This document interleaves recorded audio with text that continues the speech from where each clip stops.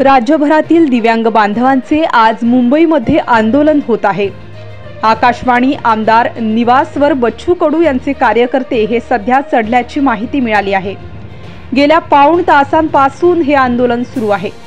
दिव्यांगांसाठी बच्चू कडूंचे कार्यकर्ते आता आक्रमक झालेले आहेत। लाडक्या बहिणीप्रमाणे दिव्यांगांना सुद्धा दरमहा 6,000 रुपये द्या अशी मागणी आता या आंदोलनकर्त्यांनी केली आहे।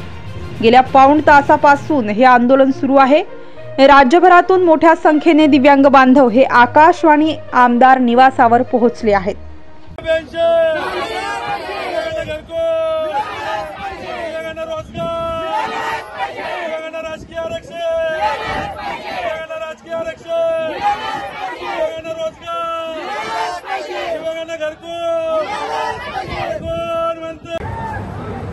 मग आम्ही आता उद्या सरकार राहतंय का जाते, आम्हाला हे पेन्शन मंजुरी GR झाल्याशिवाय आम्ही इथून हलणार नाही। आम्ही 1 तास वाट बघणार नाही, इथून आता उड्या मारणार आहे। सळ आत्महत्याचाच पर्याय झाला आमच्याकडे। अहो रोज लोकांचे आम्हाला फोन येतात, दादा 1 महिन्याचं पेन्शन आली नाही, म्हणजे त्या दिव्यांगांचं किती हाल असेल। बागुल साहेब म्हणतात माझा मुलगा अपंग आहे। मग तुम्ही मोठी लोक आहे ना, तुम्ही मोठी लोक आहे घालतात, पण एका घरात 3-3 दिव्यांग आहेत। त्या दिव्यांगांचं काय? आम्ही दिव्यांग आम्हाला कळतंय, आमच्या नेत्याला कळतंय।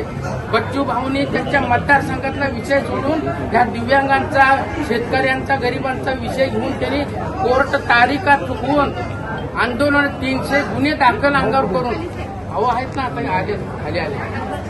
मग बागुलच्या पोलीस वर्गाने पण आम्हाला खोटं बोललेलं, आम्ही तुमचं ऐकणार नाही आणि आमचा जर ताबा सुटला आम्ही तो।